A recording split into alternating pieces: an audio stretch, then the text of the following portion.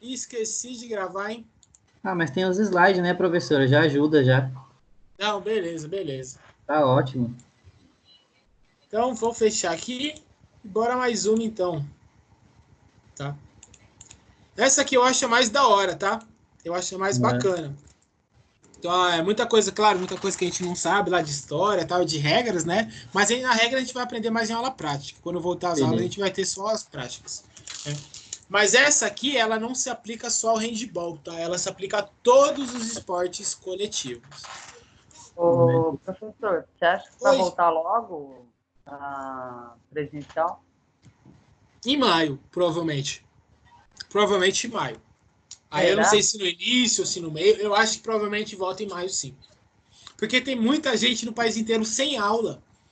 Né? E aí pensa, por exemplo, vocês estão se formando agora. Imagina se a faculdade não tivesse dando essas aulas. Vocês não iam se formar no meio do ano. É, Entendeu? Então a pressão acaba ficando muito. Aí pesa para vocês que vão se formar no meio do ano e para quem iria se formar no final do ano. Entendeu? Então quem faz ETEC, FATEC, quem faz várias outras faculdades não está tendo nada, não está tendo aula. Então todo mundo que iria se formar esse ano só vai se formar no ano que vem. Então eu acho que se adiar muito e essa galera tiver que perder o semestre, as faculdades vão pressionar muito o governo para liberar algum vai mecanismo. pressionar porque ela não quer deixar de ganhar, só isso. Também, com certeza. É, Com certeza. Mas é que enquanto também não tem aula, a faculdade não vai poder cobrar mensalidade, né? Então também exato. tem esse ponto. Tá? A aula de agora, gente, é sobre os jogos coletivos, tá? Levem pra vida, como eu já falei para vocês antes.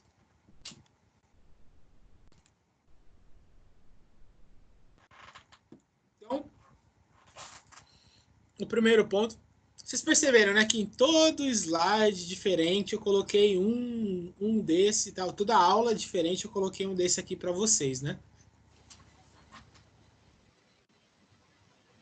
Como é que você coloca, professor, esses bonequinhos aí em movimento? Ah, é da hora, né?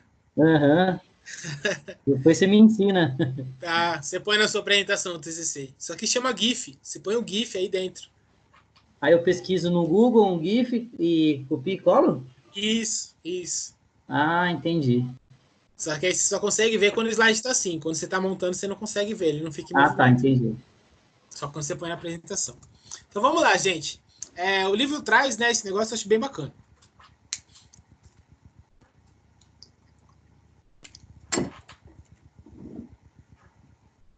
Imagine que em concurso público você recebe um edital com foco no desenvolvimento de habilidades gerais e habilidades específicas do handball. Tá? Nesse edital, destaque-se os aspectos práticos a partir de 3 sessões de treino. Você precisa criar treinamento que vão desenvolver, tá? Habilidades de manipulação no handball, como recepção de passe, arremesso, interceptação, o passe em si. E você precisa criar, tá? Elementos de habilidades de deslocamento e manipulações associadas ao jogo de handball, como, por exemplo, finta, infiltração, marcação, tá? O emparelhamento da equipe de defesa, o drible, o contra-ataque. Como que a gente vai fazer, tá? Como que a gente vai fazer? Primeiro de tudo, para a gente realizar qualquer jogo coletivo, a gente tem que entender, tá, os jogos coletivos. Então, a literatura da pedagogia do esporte, da pedagogia do jogo, né? Então, os estudiosos da pedagogia, e eu tive a oportunidade de conhecer pessoalmente 2 desses aqui, tá? Quando eu fui para Minas Gerais, eu conversei muito com o Júlio Garganta e eu conheci um velhinho, bigodudo, parece aquele Mijuca, o ex-presidente do Uruguai, chamado Juan Pablo Greco. Tá? Cláudio Baião não conheci, mas se não é o mais famoso, é com certeza um dos mais famosos estudiosos do esporte coletivo. Então a gente tem o que eu falei para você da escola portuguesa, da escola alemã e da escola espanhola, tá? São 3 dos métodos mais utilizados em qualquer esporte coletivo, tá, gente? Qualquer esporte coletivo, tá? A gente precisa entender a pedagogia do esporte coletivo, obviamente, tá? Então, vamos lá. Focando agora, tá? É na escola portuguesa, tá? Na escola portuguesa, um dos pilares, não é o único, tá? Mas um dos pilares da escola portuguesa é o Júlio Garganta. O segundo, o Cláudio Baer, e o terceiro, o Juan Pablo Grego, cada um em uma escola europeia, tá? Em relação aos métodos, nós temos 3 métodos mais utilizados para os esportes coletivos, tá? Nós vamos falar deles nessa aula de hoje. Então, é uma aula técnica, tá, gente? Cuidado para não se perder. O primeiro método é o método parcial, tá? Que é conhecido como método analítico. Então, é um método de ensino parcial, porque ele não engloba tudo o que um jogo constrói, tá? Que a gente chama de método analítico. O segundo, tá? A gente chama de método global, método funcional de ensino-aprendizagem. Você já trabalha com treinamento funcional. Para que serve o treinamento funcional? Para você dar treinos, dar capacidades específicas do dia a dia. Então, o método global funcional de ensino vai ensinar habilidades específicas, habilidades gerais, habilidades funcionais daquele determinado esporte que você quer, tá? E o terceiro é o que eu mais gosto, tá? É o que eu sou, na pedagogia, o que eu me encontro melhor, tá? Que é relacionado ao método situacional, ou método de jogos condicionantes. Olha que bonito, jogos condicionantes, tá? Então, você cria situações, tá, dentro do jogo para ensinar alguma coisa que você queira, tá? Então, vamos falar agora sobre o método analítico, tá? O que é esse método de ensino parcial, tá? É o método que a gente aprendeu na nossa educação física, tá? Essa é a velha tendência da pedagogia do esporte, coisa que hoje raramente se faz, tá? Ou se, pelo menos com criança. Principalmente com criança, esse método é horrível, tá? Claro que com atletas a gente precisa fazer isso sim, mas com crianças, com iniciantes, isso é horrível de se realizar, tá? Esse método analítico fala que ele consiste, né, em, primeiro, grandes repetições técnicas, tá? Repetições de movimentos estereotipados. Então, a questão aí da prática do movimento, por exemplo, do arremesso. Pega a bola e fica arremessando na parede. Remessa, remessa, remessa, remessa, remessa, remessa, remessa, até você cansar de arremessar, tá? Então, para uma criança, isso fica desmotivante, né? Isso fica horrível, isso fica, nossa senhora, muito chato, tá? E acaba não desenvolvendo nada. Não acaba, exatamente, ou muito pouco, né? Você acaba desenvolvendo parcialmente, tá? E aí vem o método de ensino parcial, alguma característica. Qual que é o pior ponto, tá, do modelo analítico? O pior ponto do modelo analítico aqui é uma palavra que eu adoro, tá? Eu adoro, tá? Você tira a imprevisibilidade do jogo. O jogo é imprevisível. Isso é legal do jogo. Quando você vai jogar uma bola, você não sabe o que vai acontecer. Você só vai jogar uma bola. Quando você vai jogar handball, você só vai jogar handball. Você não sabe o que vai acontecer. Então, isso é legal do jogo. Você vai condicionar a sua ação pelo que o jogo está rolando. Certo? Então, quando você faz esses movimentos estereotipados sem nenhuma condição de jogo, tá? Além de ficar chato, ele perde a situação do jogo. Isso mesmo que seja um ensino coletivo, tá, gente? Então, eu vou dar o exemplo lá do handball, que é o tema da nossa disciplina. Se você ficar jogando, arremessando, mas se não tem a característica do jogo, por mais que a criança ou o iniciante aprenda a fazer o gesto técnico do arremesso, ele não vai conseguir arremessar no jogo porque o jogo é diferente, ele vai ter que fazer o arremesso em diferentes condições de jogo. Então, o método parcial inibe conflitos presentes nas situações de jogo. Um outro ponto, o ensino parcial favorece a correção e a avaliação de uma determinada técnica. Aí isso vale a pena, tá? Então, se você tem essa função aqui, Então, se uma pessoa que joga, você tem um jogo, você quer corrigir alguma coisa, você quer avaliar se o arremesso, no caso, é bom, ou se o passe é bom, aí você consegue fazer o método parcial, tá? Para pontualizar. Nesse caso, é bom, tá? Eu utilizo muito isso, professor. Por mais que seja individual, eu crio situações de luta, né? De como ele consiga fazer um bloqueio, fazer um contragolpe, uma sequência de golpe, uma imobilização. Isso, bacana. Só que de uma forma mais lúdica, só que no final disso, eu dou um feedback. E a gente reproduz de novo, faz uma correção, só que de uma forma bem simples, sem muita cobrança. Bacana, bacana. É justamente isso, esse é o ponto. Tá? E quando a criança quer jogar, quando ela quer praticar algum esporte, gente, ela não quer ficar lá jogando bola na parede. Ela não quer ficar lá jogando bola um pro outro, um pro outro, um pro outro, um pro outro. Não, ela quer jogar. Ela quer ter a liberdade. Por isso que a educação física é legal para a criança, porque a educação física traz liberdade de expressão. Liberdade de expressão é o que caracteriza uma coisa ser lúdica. Lúdico significa liberdade de expressão. Por isso que um jogo lúdico para uma criança é muito legal. O método de ensino parcial, ainda, ele separa a técnica da tática. Então ele fala, isso é técnica, aquilo é tática. Tá? Os outros métodos não fazem isso. Na verdade, a técnica, ela deve ser, sim, trabalhada pelo método parcial, mas em situações adicionais ao jogo. Né? Treino é jogo, jogo é treino. Então, no treino, você tem que jogar.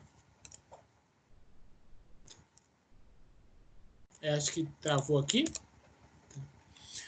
Outros pontos do método parcial. Tá? O método parcial desfavorece a improvisação, porque não tem improvisação. Se desfavorece a improvisação, a imprevisibilidade do jogo também desfavorece a criatividade do jogo, desfavorece a tomada de decisão do aluno. Aquele aluno não tem mais poder de decidir nada, nenhuma situação. Ele só tem que repetir o gesto técnico, o gesto motor, o gesto motor, o gesto motor, o gesto motor, sem ter a sua criatividade. Fica muito mecânico, né? Exatamente, fica um gesto motor, né? Fica um jogo motriz, né? Digamos assim. E aí, um outro ponto também é que o jogador bom é o jogador que joga. O jogador bom é o jogador que sabe jogar. Né? Tanto no tênis, quanto nas lutas, quanto em qualquer jogo. O jogador bom é o jogador que sabe jogar. Quando você quebra a criatividade, a improvisação e a tomada de decisão, você desfavorece as experiências do jogo. Sabe, no futebol tem uma frase que eu acho muito boa, que é esse jogador aí conhece os atalhos do campo. O que significa isso? Tá? Ele tem experiências dentro do jogo. Ele é um jogador experiente. Então, ele joga, e por isso ele é experiente. Não é porque ele treina que ele é experiente. Treina-se a técnica fora do contexto do jogo. Esse é outro ponto horrível do método analítico. Então, eu falei agora de futebol, tem um exemplo de futebol que isso é claro, né? Você vai querer treinar a jogada de escanteio. Aí vai ficar batendo escanteio, escanteio, escanteio, escanteio, escanteio, escanteio, escanteio, sem ser dentro do jogo. Isso não vai fazer nenhuma função. Cruzamento, nossa senhora, rola a bola, cruza, rola a bola, cruza, rola a bola, cruza, rola a bola. Isso está fora do jogo, isso não vai condicionar nenhuma questão do jogo. Né? Então, são vários pontos aí desfavoráveis do método de ensino parcial, por isso que a gente considera como uma tendência antiga de pedagogia do esporte. Mas mesmo assim, tá? Mesmo fora do contexto do jogo, esse método pode possibilitar mais rápido o êxito na execução de determinados movimentos. Então, condução de bola. Tá? No handball lá, você tem condução de bola, você tem que dar 3 passos, ou você só pode dar 3 passos. Então, treinar esses contextos, tá? Auxiliares ao jogo pode ser benéfico, porque ele facilita, ele possibilita de uma forma mais rápida, né, o êxito na execução de determinados movimentos. Né? O ensino parcial ainda traz o quê? Ele ainda traz que o jogo, tá, é desenvolvido em aspectos separadamente. Então, vamos lá, defesa, saída, passe, drible, né? Então, ele separa todos os aspectos do jogo. Quando você joga, você engloba tudo isso. Tá? Então, essa é uma diferença mortal, tá, do método de ensino parcial para os outros. Tá? E ainda o método de ensino parcial utiliza a repetição de séries de exercícios dirigidos ao domínio da técnica. Então, você vai arremessar 10 vezes aqui, depois você vai passar 15 vezes, e aí você vai andar 12, você vai dar 12 passos com a bola, 9 batendo, 3 sem bater, arremessa novamente, que é um negócio que objetiva a perfeição do gesto, né, motor, da técnica, mas ele tira todo o contexto do jogo. Beleza? Então, como um resumo geral, vantagens do método de ensino parcial do método analítico. Ele possibilita o domínio da técnica. Se você está treinando técnica, você melhora a técnica. Beleza, isso é verdade. Tá? As correções são diretas. Então, olha, você tem uma deficiência em realizar a raspagem. Por exemplo, lá no jiu-jitsu, né? No judô, você tem a dificuldade de realizar a queda. Vamos treinar quedas. Então, beleza. E outro, não há o enfrentamento, tá, dos alunos. Ai, não há. Vai fazer isso e ponto final. Vamos melhorar tal parte. Isso diminui, né, essa questão aí chata que acaba acontecendo com os alunos. Tá? Desvantagens, né, inúmeras. Primeira delas, não atende o desejo de jogar. Tá? O jogo precisa ser desejado de jogo. O jogo só pode ser jogado, tá? Ele só pode estar num contexto de jogo se ele é desejado jogar.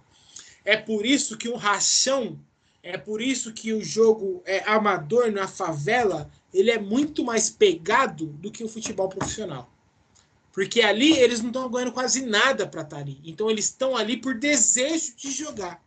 E quando você está por desejo de jogar, você joga com o coração, né?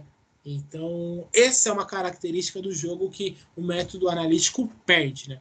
E aí, consequentemente, se você não joga, você tem o desejo de jogar, você não joga, a aula pode ser desmotivante, principalmente para quem quer se divertir, para quem quer ter sua liberdade, né?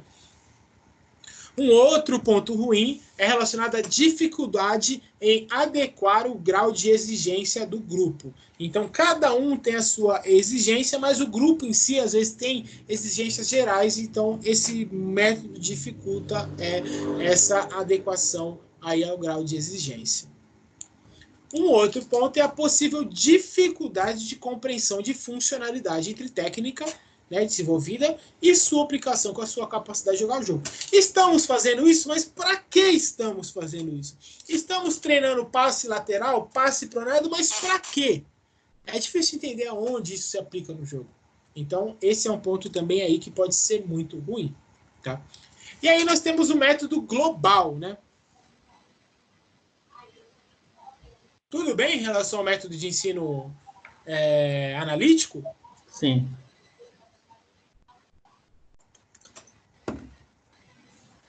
Então, agora esse global já melhora já. Esse global ele já parte da criação de jogos ou criação de atividades, né, que vão simplificar os jogos formais. Então você vai criar pequenos jogos ou jogos não formais, de acordo com a idade, com o gênero, com outras características, tá? E aí você vai aumentando a dificuldade do jogo, tá? Principalmente por mudar as regras do jogo, até que se chega na apresentação do jogo formal, né? Que é o jogo final, o jogo formal como ele é jogado. Então, primeiro você coloca uma característica de passe, um jogo simples de passe. Depois você coloca um jogo de passe com invasão. Depois você coloca um jogo de passe com invasão em ataque e defesa. E aí você vai englobando outras características do jogo, mesmo visando trabalhar o passe, até que se chegue no jogo de handball. E aí, automaticamente, no jogo de handball, a equipe estará jogando o jogo inteiro, realizando mais passes. Porque ela passou os jogos treinando passe. Então, isso é uma característica marcante do método global. O bacana do método global é como você tem um objetivo, você vai aumentando o jogo, você vai formalizando o jogo, mas ainda nesse objetivo, o método global, por aprender jogando, a técnica e a tática se desenvolvem simultaneamente. Isso é muito bacana do método global. O método global também tende a atender o desejo da criança de jogar, porque ela está jogando, mesmo que ela esteja aprendendo algumas características específicas, tanto motoras quanto do jogo, ela está jogando. Um outro ponto, as habilidades e os fundamentos são aprendidos dentro do contexto do jogo. Oh, esse é excelente. Para que arremessar? Não é só arremessar, não é só realizar, tá, a abdução e a extensão do ombro. Você precisa fazer isso no contexto do jogo, né? A mesma coisa na luta. Para que realizar a queda, né? Você precisa realizar a queda no contexto de luta.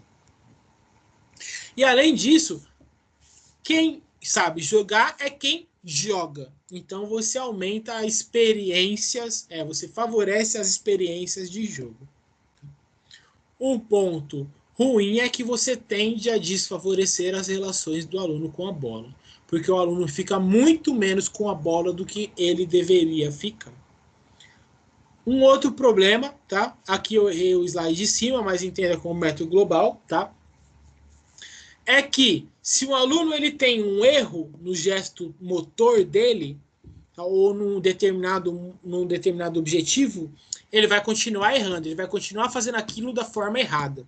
Então, você agrava o erro desse aluno. Então, isso é um método, é um ponto ruim de aprender jogando. Um outro ponto, você trabalha simultaneamente com muitas informações, né? Porque você tem, não é só fazer o passe, é fazer o passe em condições de jogo dentro de um determinado contexto, com dentro da imprevisibilidade, dado a tática da sua equipe, dado a tática da equipe adversária, dado a tática de como se forma aquele momento. Então, tudo isso, né, pode ser muitas informações, o que reduz o entendimento para aquilo que é relevante que você quer aprender.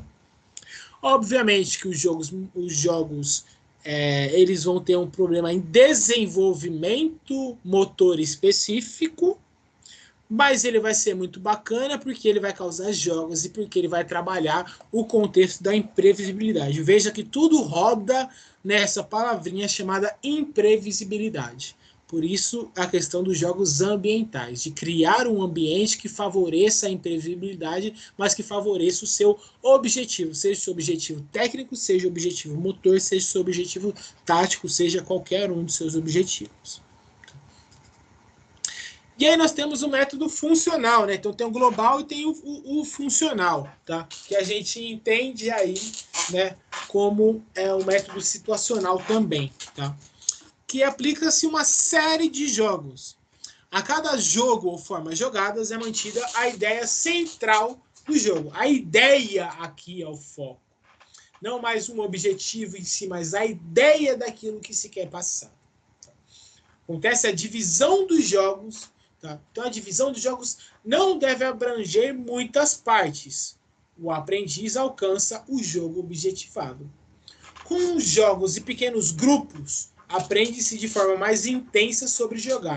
Então, o método funcional, principalmente o que a gente fala aí na prática de jogos reduzidos, aumenta a intensidade do jogo e a intensidade da aprendizagem do jogar.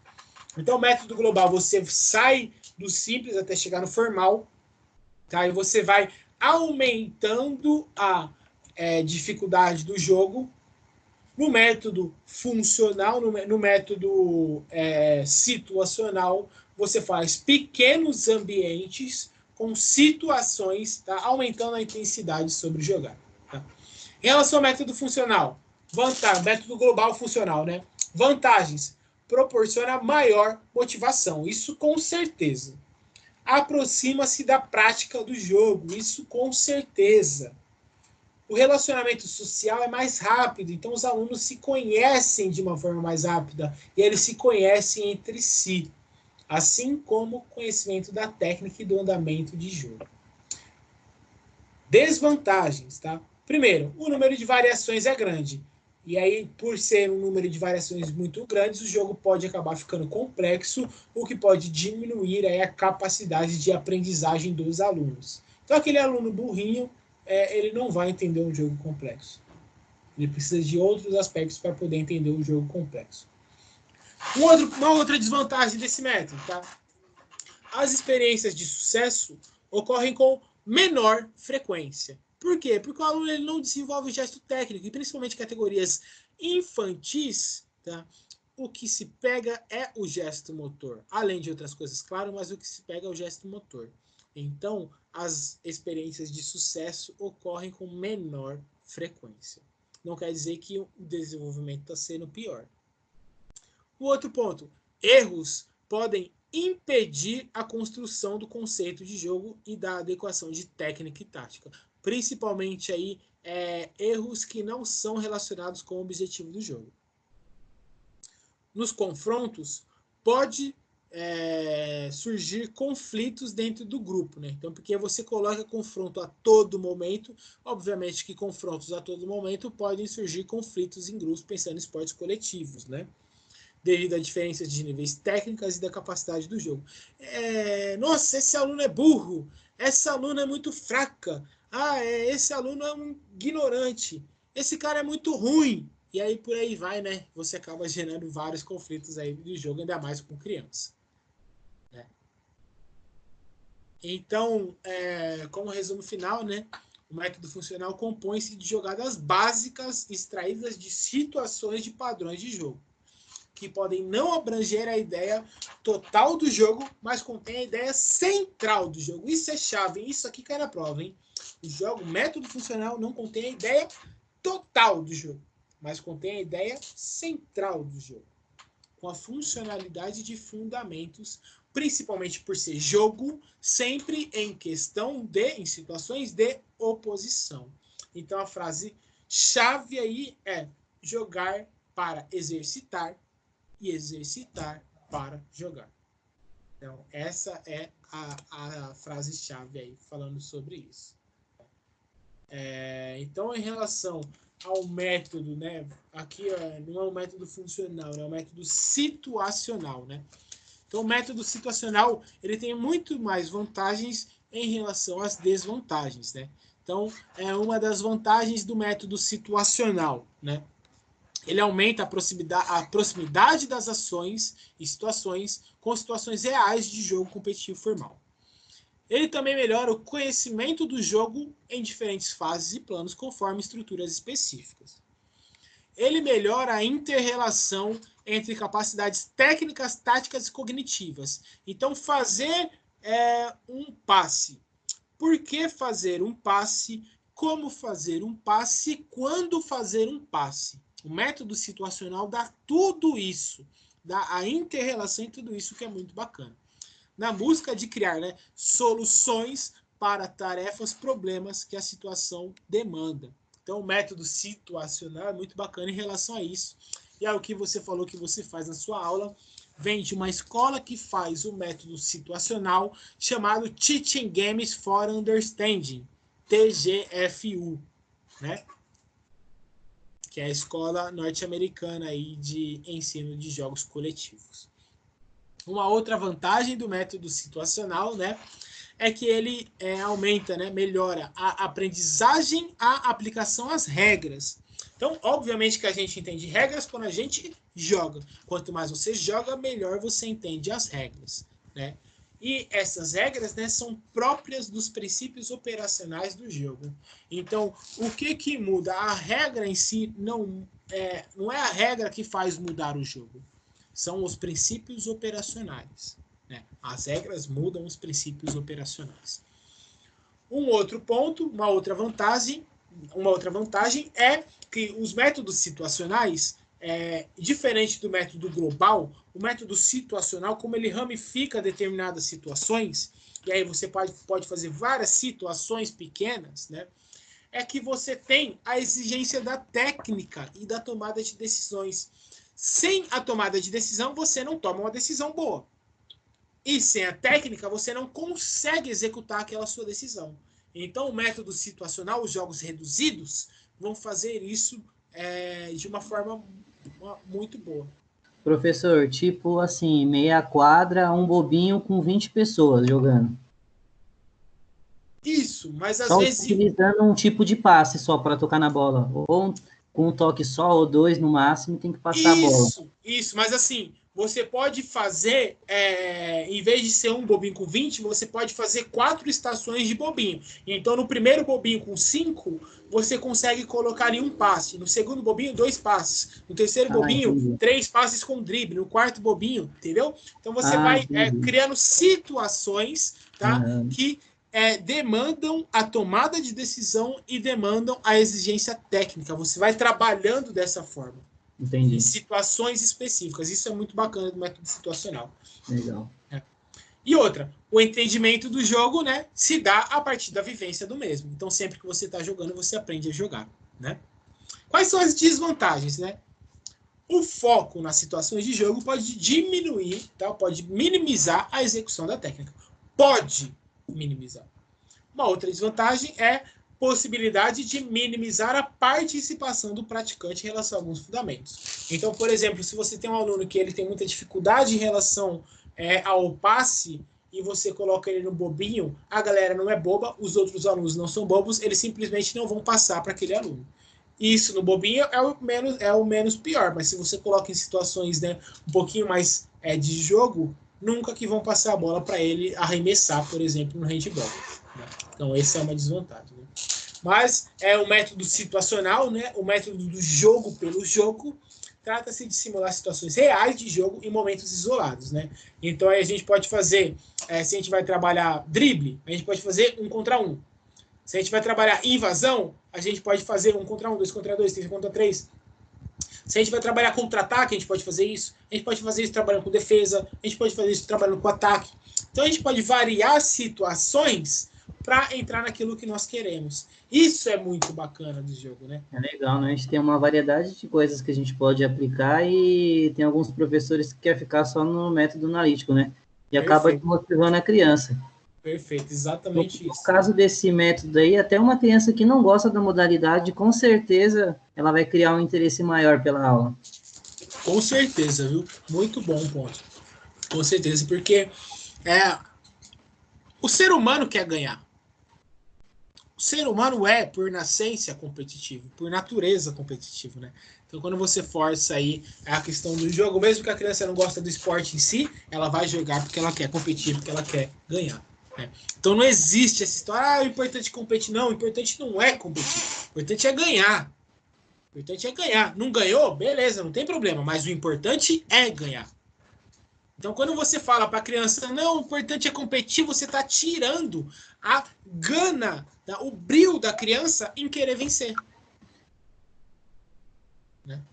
Aí ela não vai ter aquela vontade de ganhar, né? Ela fala assim, o professor falou que o importante é competir, então não vou fazer esforço para ganhar, não. Exatamente. Você tem que fazer e vai para ganhar, vai para dar o seu máximo, né? Vai para deixar, né, as suas máscaras de fora e jogar com o coração. Né? Não, foi até uma coisa boa que você falou, né, professor? Porque eu vejo muitas pessoas falando ao contrário, né? Então, tá aí um problema, né? Quando você vê a pessoa, não, é importante competir, você fala, por quê? Quem que disse isso aí? Né? Porque eu vejo a maioria falando, né? Não, as novas tendências... Eles acham que isso está motivando a criança. Na verdade, está desmotivado. Exatamente, está desmotivado. Porque eles fazem isso e não está adiantando nada, então quer dizer que tem alguma coisa errada, né? Exato. Se eu não vou jogar para ganhar, para que eu vou jogar? Então. Para que eu vou jogar? Criança não é boba não, viu? Não. Um argumento bom. Quando você gostava de ouvir, quando você era criança, você gostava de ouvir essa frase? Eu odiava ouvir essa frase. Também não. Eu odiava. Odiava ouvir essa frase. Mas, enfim, vamos finalizar, né? Falando aí dos métodos situacionais, né? Pelo jogo, jogos reduzidos, né? O que são, em si, como definição dos jogos reduzidos? São jogos em que o espaço e o número de jogadores é reduzido. Já está no nome, né? Uma das principais vantagens é a possibilidade de proporcionar ao aluno uma participação mais efetiva no jogo e seu contato com a bola devido à presença de um menor número de jogadores. Então, mesmo que se você tem lá no handball, você tem 7 jogadores. Se você, no método global, lá, você vai colocar com 7 jogadores, né? E você vai ter aquele ruinzão lá. Ninguém vai passar a bola para aquele ruinzão. Mas se você tem um jogo reduzido, você só vai ter 2, 3 jogadores. Então aquele cara que é ruimzão, que ninguém passa a bola, vai ter que passar, porque ele vai estar lá. Né? Então você aumenta a participação do aluno dentro do jogo. Isso é muito bacana, por quê? Porque aumenta a interação do aluno com o ambiente, né? O ambiente de jogo. Né? E outro ponto, como são os jogos reduzidos, você facilita as intervenções do professor. Né? Então, os jogos reduzidos facilitam, né, a intervenção do professor e mantém as características táticas, as características situacionais, as características de imprevisibilidade que um jogo formal faz. Né? E aí, dentro dos jogos, né, situacionais, nós temos também os jogos pré-desportivos coletivos. Né? Então, os jogos pré-desportivos coletivos tratam-se de jogos com as mesmas lógicas, né, dos jogos coletivos, no entanto, com regras mais simples, com caráter mais lúdico. Então, a gente não necessariamente precisa estar jogando handball para aprender handball. A gente não precisaria estar jogando jogos com a mão para aprender a jogar jogos com a mão. Por quê? Porque os jogos pré-desportivos coletivos, eles têm similaridades. Então, todos são jogos de invasão. Se você estiver fazendo um rouba-bandeira, é um jogo de invasão. Um jogo que eu adoro dar na disciplina de futebol é o cabeçobol. Pô, o cabeçobol é maravilhoso. Não sei. Cabeçobol é o que você joga com a mão, como se fosse um rugby, só pode jogar para trás com a mão. A única vez que você pode jogar para frente é quando você vai cruzar a bola na área. Então você dá um jogo de invasão e na área você não pode pegar a bola com a mão, você tem que cabecear. O gol só vale com a cabeça, por isso cabeçobol. Então, assim, é muito bacana, muito bacana, muito bacana. Porque você lembra de treinamento resistido que um dos princípios, né, aí da sobrecarga de esforço é o gesto motor. Se você muda o gesto motor, você tem uma sobrecarga no treinamento que é muito bacana, é necessário para adaptação. Né? Então, você aumenta essa ludicidez, né? Você aumenta essa ludicidade do jogo. E também os jogos pré-desportivos coletivos apresentam duas formas, apresentam duas equipes, né? Um alvo, um objetivo a ser manipulado, por exemplo, a bola, um espaço delimitado e regras pré-definidas, o que é comum para todos os jogos desportivos. Né? Professor, uma queimada, né? Como uma queimada, exemplo. A gente pode utilizar muito bem a queimada para jogar handball. Eu gosto de usar ela como um aquecimento. Como aquecimento. A gente como uma pode... brincadeira no final da aula. A mesma coisa da queimada, a gente pode fazer do bobinho. A gente pode jogar base 4. Nossa, como era gostoso jogar base 4, né? Então, base 4 também é um jogo de técnica, um jogo de invasão em relação a tudo isso. Enfim, são várias as possibilidades, né? A gente ia ver isso nas aulas práticas. A gente vai ver isso nas aulas práticas, né? Vantagens, né, dos jogos pré-desportivos coletivos, né? Que aí você tem a participação simultânea de um grande número de alunos. Então, como você não tem um jogo formal, você pode colocar lá 35 de cada lado, não tem problema nenhum. Para fazer jogos pré-desportivos, você precisa de pouco material. Às vezes nada, às vezes só precisa de uma bola. E às vezes nem isso. Né? Um outro ponto é a possibilidade de participação dos alunos sem levar o seu nível técnico. Como você muda o nível técnico, você consegue aí aumentar a participação dos alunos que não têm um nível técnico bom. Né? Um outro ponto é a motivação intrínseca de aumentar e de colocar um objetivo, estimular a competição, tentar fazer os alunos ganhar, ou seja, aumentar a motivação intrínseca. Né? Além disso, né, a possibilidade de conhecimento de regras básicas da modalidade. Pô, se você não dá um jogo pré-desportivo, como que você vai fazer o aluno entender as regras básicas? Você precisa dos jogos pré-desportivos. O que tem em comum nas lutas, entre todas as lutas? É isso que você pode utilizar. Né? O que tem em comum entre todos os jogos coletivos? É isso que nós vamos utilizar nessa disciplina. Tá? Então, assim, você faz o aluno aprender a jogar. Então, você aumenta a possibilidade de conhecimento da mecânica do jogo. Né? E aqui o livro traz, né? O livro traz os situacionais, o livro chama de condicionantes. Né? Então, aqui tem uma tabelinha que é muito bacana, né? Características dos métodos parcial, global e condicionantes. Tá? Então, primeiro, variável. Como é o ambiente? Parcial, monótono, chato, global e condicionantes motivantes. Separa a técnica da tática? O parcial sim, os outros dois não. É focado em que os jogos? Né? E aqui o livro erra, tá? Mas como é uma imagem do livro, entenda como técnica. Né? Aí é um erro do livro, não meu. Tá? Mas O parcial é focado simplesmente e puramente na técnica, enquanto o global e condicionante focados na tática. Né? Um outro ponto em relação à diferença do parcial para os jogos coletivos, né, fraciona o movimento para aprendizagem? O parcial, sim. O global, não. E o condicionante, não. Além disso, outras variáveis. Garante que todos os alunos realizem a atividade? Aí que tá, né? O parcial, sim. O global, não. Mas o condicionante, às vezes, sim. Dependendo se você fizer, por exemplo, 2 contra 2, né? Uma outra variável. O aluno é estimulado a pensar em novas possibilidades? O parcial, não. Nos outros 2 jogos coletivos, sim. O feedback instantâneo do professor para o aluno? Do parcial, sim. Do coletivo, não. Às vezes você pode, né? Para. Vamos parar, vamos mexer, vamos entender o que aconteceu aqui. Então você pode fazer isso, né? Mas acaba perdendo a característica, né, do jogo também se o professor fizer muito isso. Qual que é um outro problema do parcial? Aproxima-se da realidade do jogo? O parcial, nem um pouco. O global e o condicionante, sim. A outra variável, favorece troca de experiências? O parcial não favorece nenhuma troca de experiência. Os jogos condicionantes de um método global, sim. Necessita-se de planejamento? Os 3, sim. Então, já que você vai planejar um jogo, por que não utilizar as novas tendências de pedagogia para fazer um negócio mais motivador, um negócio de maior aprendizado para o aluno, né? E aí o livro traz, né, 2 autores, né, um que eu conheci, o outro que foi meu professor, foi o meu mestre dentro da faculdade, a pessoa que eu me inspiro e que todo mundo que trabalha com pedagogia deveria também se inspirar, né? Então o livro traz, né, falando sobre os métodos pedagógicos, né? Então aqui o Hiller, né, e o Alcides falando sobre a gestão do processo organizacional do jogo, uma proposta metodológica para ensino de jogos coletivos.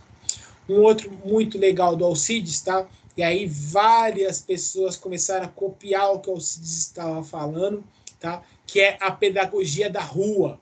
A pedagogia da rua é uma coisa brilhante que foi criada pelo Scagli também, tá? Vale a pena se dar uma lida e jogar no Google, porque é um negócio muito bacana, tá? Então, quando eu fui para Minas Gerais lá, eu vi o Cruzeiro fazendo... eles levavam a molecada da base do Cruzeiro para a rua, para jogar jogos de rua. Atlético Mineiro, Internacional, o São Paulo. Então, assim, foi criado, né, foi levantado pelo Alcides e mostra como que a escola brasileira também é uma escola expoente na pedagogia do esporte. Gabriel, a aula de hoje é isso, cara. Shirley, tá gostando? Também não vi você, tá? Mas a aula de hoje é essa aí. Eu achei que a Shirley tinha saído. Você estava aí? Ela voltou depois. Ah, voltou, saiu, voltou. Então tá bom, gente. Professor, quero agradecer aí pelo seu conhecimento aí na modalidade e passar para a gente. Que isso, é o mínimo que eu posso fazer. É o mínimo Agradeço que eu posso muito fazer. Aí. Obrigado de coração, Gabriel. Obrigada, viu? Valeu, tchau, tchau. Abraço. Maravilhoso. Tchau, gente. Tava Obrigado. bem consertada para assistir aula, mas você é excepcional. Obrigado, de coração, Shirley. Obrigado mesmo, viu? E, gente, feliz Páscoa para vocês e para sua família, viu? Aula, não tive oportunidade de ter aula. Agora eu estou tendo online, mas valeu, viu? Obrigada, parabéns, viu? Obrigado, Shirley. Companhia, amigo. Obrigado de coração, viu, Shirley? Tchau. Feliz Páscoa para você e para sua família, viu? Obrigada, André. Tchau. Para você também. Obrigada.